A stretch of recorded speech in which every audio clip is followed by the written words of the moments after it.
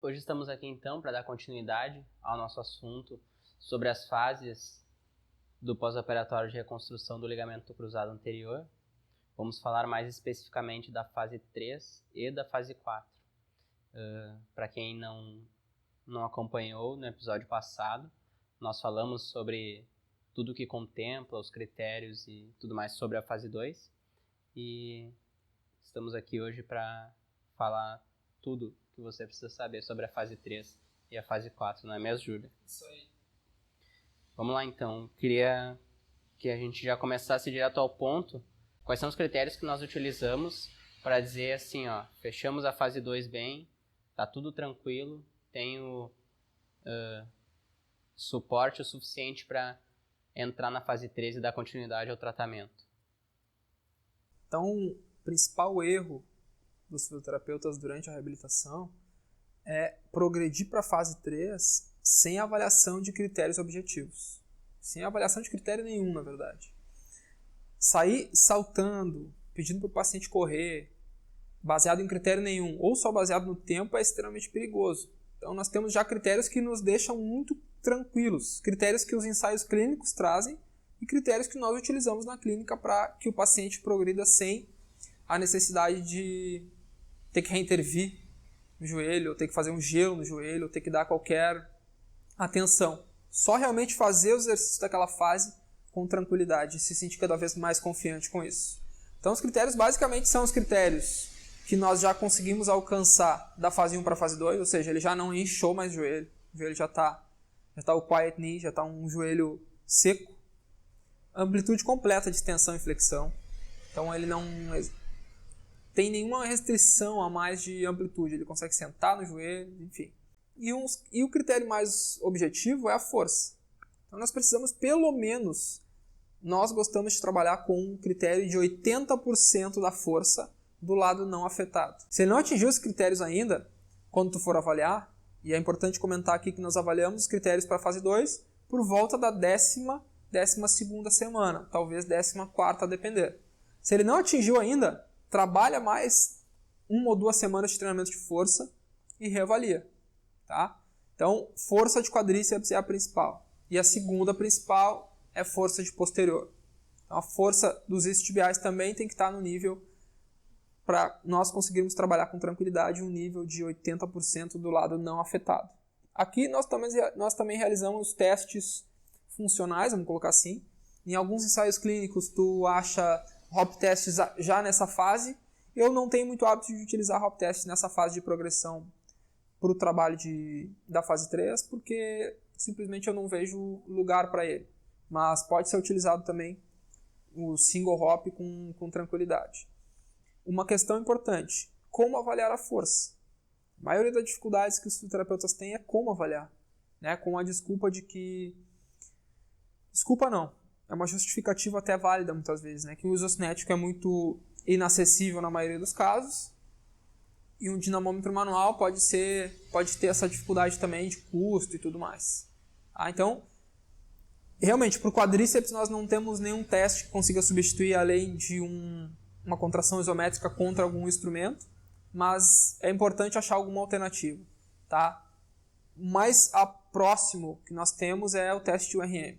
Então, fazer o teste de URM é achar uma cadeira extensora e realizar o teste de URM com aquele paciente, seja de um RM ou enfim, de 10 RM, 6 RM, fazendo a normalização através das fórmulas cabíveis. Então, não tem possibilidade de avaliar com o método direto, mais objetivo mesmo.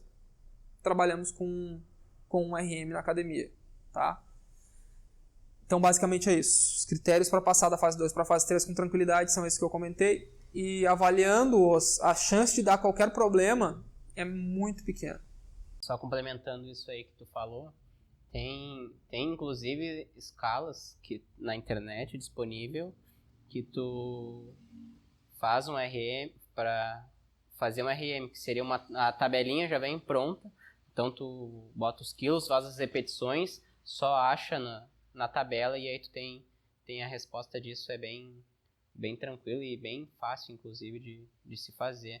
Não é por falta de de procura e de conhecimento. É bem tranquilo de fazer, então isso deve muito ser feito e é bem o que tu falou, tem muita gente que peca por essa falta de avaliação. Isso aí nessa fase é extremamente importante. Eu julgo que é uma das coisas mais importantes, porque a partir de agora, a partir dessa fase é que tu vai começar a dar estímulos que são mais difíceis de serem executados, né? Não são estímulos tão simples, são estímulos, são técnicas biomecânicas difíceis de se realizar. E para avaliar, aqui nós avaliamos com uma célula de carga, né, a força, que é bem tranquilo, vem um aplicativo do celular, inclusive, e já nos diz ali a força através de gráficos, é bem bom e bem interessante. Não é tão inacessível assim, mas é um precinho por mês que tu paga, mas não é uma coisa tão absurda assim, tão caro. Depende muito da tua demanda de atendimentos e de avaliações, mas é uma bela saída para quem não tem muito dinheiro, mas tem uma reservinha quadrada ali que quer ajudar na sua própria avaliação. E para avaliação de posterior, existem testes que se faz, né? Tipo o apoio, a ponte unipodal, não é mesmo, Júlio? Então a ponte unilateral realmente ela é um teste que vale a pena nós reproduzirmos, porque é muito fácil de se fazer. É só pegar um caixote, uma cadeira, uma mesa e realizar o teste. Então, para posterior, realmente a gente não tem desculpa. No entanto, é importante salientar que o que nos interessa nesse teste é se o paciente vai mal. Ou seja, se nós temos, por exemplo, com a perna afetada 20 repetições, com a perna não afetada 30 repetições, provavelmente ele esteja realmente mais fraco com a perna afetada. Enquanto que, se ele iguala, ele não é um teste tão específico, se ele iguala as duas pernas nesse teste, não significa que ele está forte o suficiente, não significa que o valor de força está igual. Mas, por ser um teste já um pouco mais sensível, ele nos dá essa possibilidade de identificar, especialmente identificar a fraqueza muscular da posterior. Então, é indispensável do ponto de vista clínico a realização desse teste da ponte lateral. Algum dia a gente pode comentar e fazer alguma coisa para demonstrar esse tipo de avaliação, mas ele é muito simples. Para avaliação de quadríceps ou avaliação de tensores de joelho, existe também o teste do agachamento unipodal ou agachamento unilateral, que também nos dá informações. Não tem possibilidade nenhuma de fazer um teste. Não tem dinamômetro manual, não tem acesso a isocinético, não tem acesso a uma célula de carga. Utiliza o agachamento unilateral para ver quantas repetições ele faz com uma perna e como fica o alinhamento, e quantas repetições ele faz com outra perna e como fica o alinhamento. Obviamente que não é o teste mais específico para a identificação de uma fraqueza, mas, de novo, ele tem uma sensibilidade que pode nos ajudar. Se ele não consegue fazer o mesmo número de repetições com a perna afetada, provavelmente ele tenha um déficit ainda naquela perna. Lembrando que para passar para a fase 3 eu preciso só de 80%, eu não preciso estar igual ainda. Então é fazer um cálculo ali e adaptar para que a gente consiga então ter uma ideia mais clara de como inserir os exercícios na fase 3, com tranquilidade, deixando o paciente seguro para isso também. Muito bem. Se tem uma dica que eu queria deixar para vocês hoje é isso, avaliem os pacientes. Vamos seguir então, e o que contempla agora essa fase 3? Chegamos nela, a tão esperada por mim, que é a fase que eu gosto de trabalhar, minha Nossa Senhora. Com certeza. Na faculdade nós tínhamos, claro, quem se sentia já apto a fazer parte da músculo-esquelética, da cinesioterapia, biomecânica, gostava muito dessa parte de invenção de exercícios. E realmente, nós precisamos ter em mente que a fisioterapia ela trabalha através de objetivos. Ou seja, eu preciso seguir uma progressão inteligente através dos objetivos que eu tenho. Mas as alternativas de exercícios elas são infinitas. Isso depende do teu gosto, do material que tu tem, da condição do paciente. Mas, basicamente, o trabalho que é inserido na fase 3 é um trabalho de salto. É um trabalho que tu consegue evoluir nas aterrissagens, evoluir na educação de salto, evoluir na pliometria na fase 3. A corrida nada mais é do que trabalhos de salto também consecutivos, podemos dizer assim. Então a corrida tem a sua própria evolução, mas ela não deixa de ser uma vertente do salto no primeiro momento. E os deslocamentos, aí sim, nós temos uma necessidade maior de, vamos dizer, controle motor e alinhamento, que nós gostaríamos que ele já fosse implementando essa ideia para que isso favoreça depois no desempenho do atleta na atividade de interesse dele. Então, 3 são as situações, 3 são as alternativas de trabalho e as necessidades da fase 3. Saltos, deslocamentos laterais, enfim, e corrida. Tá? Daqui a pouco nós vamos comentar como que isso evolui, mas basicamente é isso que se baseia a fase 3. Muito bem, e nessa fase ele já mantém alguns outros tipos de atividades esportivas? Perfeito. Bom, é importante aqui salientar que a fase 3, a inclusão dessas atividades. Eu não tenho exclusão de nada, basicamente. Tá? Então eu vou trabalhar ainda o treinamento de força, eu vou trabalhar o treinamento excêntrico, né, que é treinamento de força, mas, por exemplo, exercícios nórdicos de prevenção de lesão de posterior, Copenhagen. Vou continuar trabalhando com os exercícios de agachamento e cadeia cinética fechada, vou continuar com cadeira extensora, vou continuar com todo tipo de alternativas de exercício que vão contribuir para o todo. Treinamento sensório-motor, enfim. Então o protocolo ele continua completo, só que agora eu tenho a inclusão dos trabalhos de salto, deslocamento e corrida. E aí entra o primeiro desafio da fase 3. Como colocar tudo isso dentro de um protocolo no ambiente clínico. Como que eu, na fase 3, trabalho com o paciente 2 ou 3 vezes por semana e consigo adaptação de força, adaptação sensório-motora, adaptação na altura de salto e na adaptação cardiovascular dele, como que eu consigo contemplar tudo na fase 3? Esse é o maior desafio, especialmente no nosso ambiente, que trabalhamos com pacientes que não são atletas profissionais muitas vezes, né? Nós trabalhamos com atletas amadores muitas vezes, então ele precisa trabalhar, ele tem a vida dele e tal. Muitas vezes o serviço também tem um custo que é relativamente alto, então nós precisamos usar a criatividade para que, enfim, tenhamos sucesso em contemplar o que precisa ser contemplado, manter o que precisa ser mantido e adquirir o melhor desfecho possível com o paciente. Perfeito. Lembrando que ter criatividade não é inventar moda, né? Isso é muito importante. Vamos lá, eu queria entrar um pouquinho mais especificamente nessas 3 valências, porque a gente sabe que tem jeito para tu saltar, jeito certo para tu saltar, tem jeito certo de aterrissar, tem jeito certo de se deslocar. Então, isso é uma coisa que o paciente vai ter que reaprender, ou talvez até aprender, né? Porque tem muitos que antes não faziam isso de maneira correta. Então, eu queria que tu falasse um pouquinho mais do salto. Eu sempre gosto de dizer que eu costumava chamar o trabalho de salto de trabalho de reeducação de salto. Eu parei de chamar de trabalho de reeducação de salto na medida que eu fui evoluindo nos meus números de atendimentos ao longo dos anos e comecei a chamar de educação de salto. Porque a maioria dos pacientes não sabe saltar. Começa por aí. Então, tu educa um salto. Tá? Vão ter fisioterapeutas que simplesmente não concordam com essa ideia de que a forma é importante. Eles concordam que o paciente vai se adaptar àquele salto torto, né? Aquele salto fora de padrão, e que isso é o jeito dele e que isso não faz mal. Enfim, eu acho que são opiniões, tá? Mas eu não consigo imaginar um atleta de alto desempenho, ou não consigo me imaginar aumentando o desempenho de um atleta que queira ter o desempenho aumentado e permitir um salto com um desalinhamento muito agressivo, tá? Ou com uma flexão de tronco muito importante, sem equilíbrio entre musculatura posterior, da cadeia posterior e cadeia anterior. Então eu não consigo trabalhar dentro de um padrão que eu não considero minimamente adequado. Obviamente que ninguém é robô, cada um vai ter distorções nas suas formas, tá? Tanto de corrida quanto de salto, isso não necessariamente é prejudicial, mas eu preciso de um mínimo de alinhamento para a melhor sinergia muscular, melhor alinhamento articular, tá? Então é muito presente hoje a questão do valgo dinâmico, né?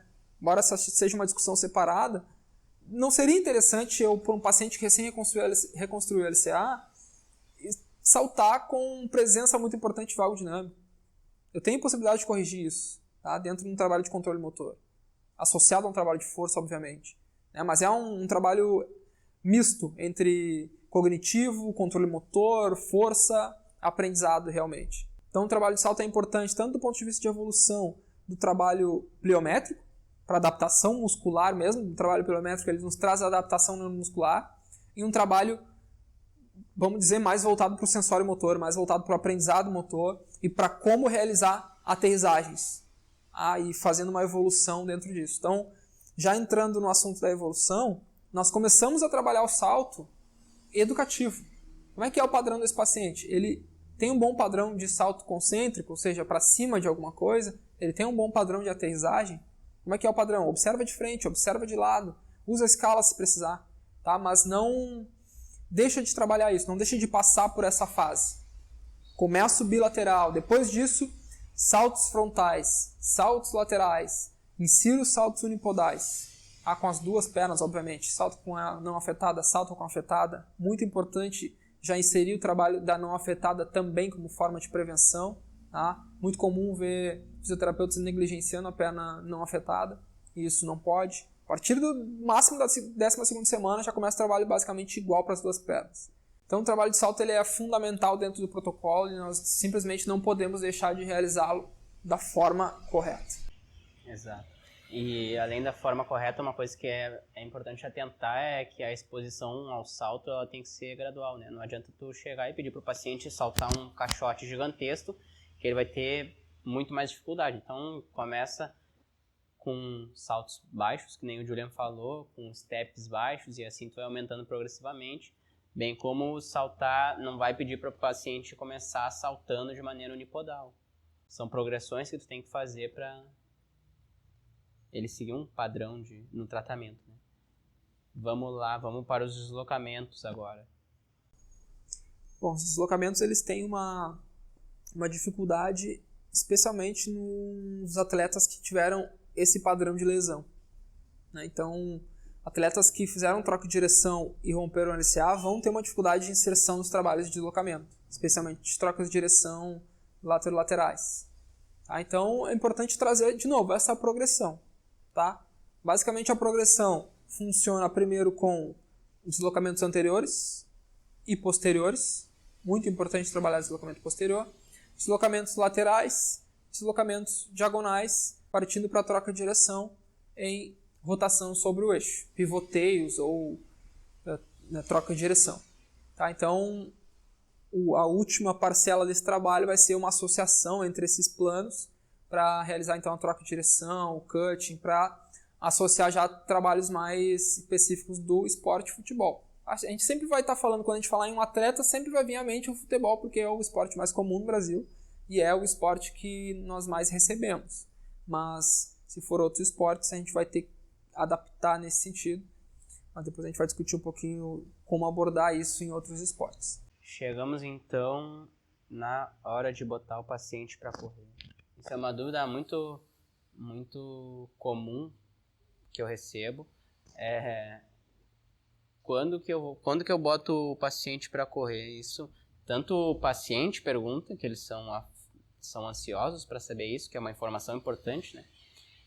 Mas eu recebo também bastante mensagem de fisioterapeuta perguntando Dani, acabei de receber um paciente de LCA, qual é o mês que tu bota ele para correr? Porque nós falamos bastante em semanas aqui, mas paciente que não estuda muito isso, fisioterapeuta que não estuda muito isso, fala mais em mês, né? E aí eu recebo muito esse questionamento. E aí, Julian, quando que a gente bota o paciente para correr e como? Sempre lembrando que o tempo serve como direcionamento. Nós vamos usar o tempo como direcionamento para avaliar o paciente entre a 10ª e a 14ª semana. Ele passando nos critérios, ele inicia a corrida. Tá? Então isso normalmente vai em média acontecer na 12ª semana. Um pouco mais, um pouco menos, a depender do paciente. Tá? Só que ele precisa atingir os critérios que eu comentei antes. E aí a progressão da corrida ela funciona primeiro por volume. Então nós fazemos essa progressão por volume. Normalmente funciona por semana. Então vamos dizer 1 km na primeira semana. Pode manter 1 km na segunda semana. Terceira semana e quarta semana 2 km. Quinta e sexta 3 km.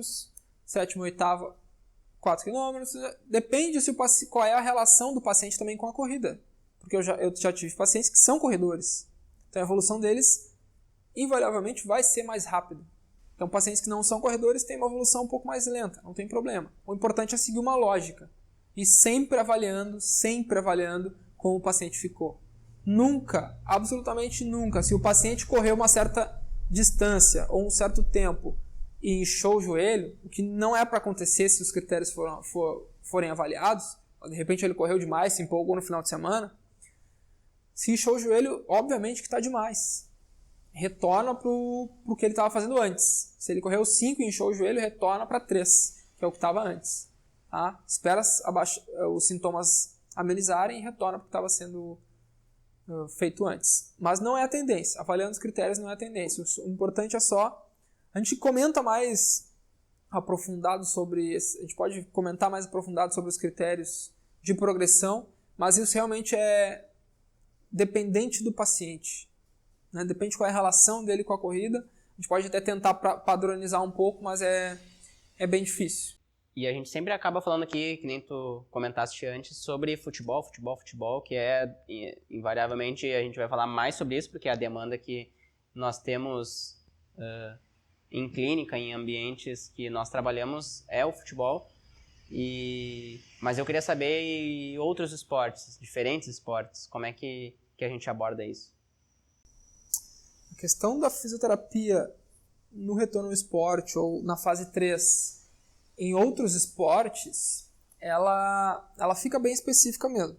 Mas uma coisa que eu gosto sempre de salientar é que, mesmo que o paciente faça parte, por exemplo, do esporte natação, não significa que eu não possa, na fase 3, fazer trabalhos de deslocamentos, trabalhos de saltos, trabalhos de corrida. Porque isso basicamente são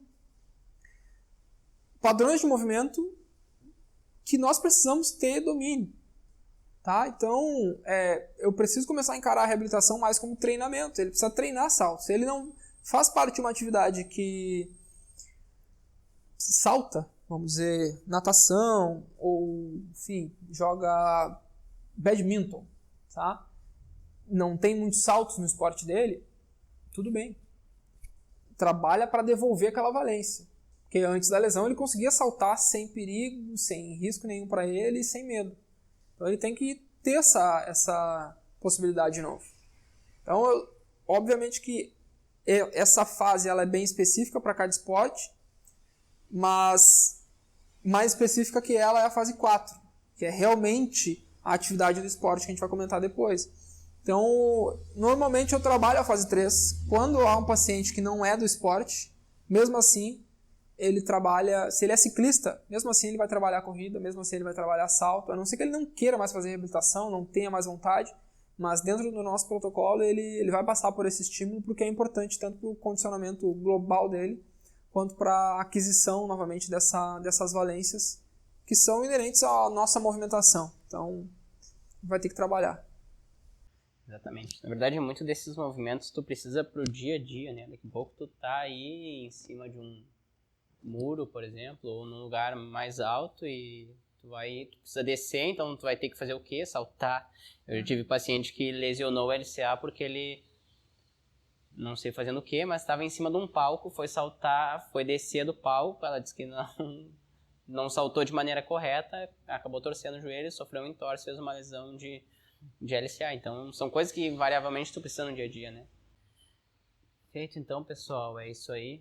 Finalizamos aqui mais um episódio do nosso podcast Fisioterapia e Ciência no Esporte. Esperamos que vocês tenham gostado e continuem com a gente.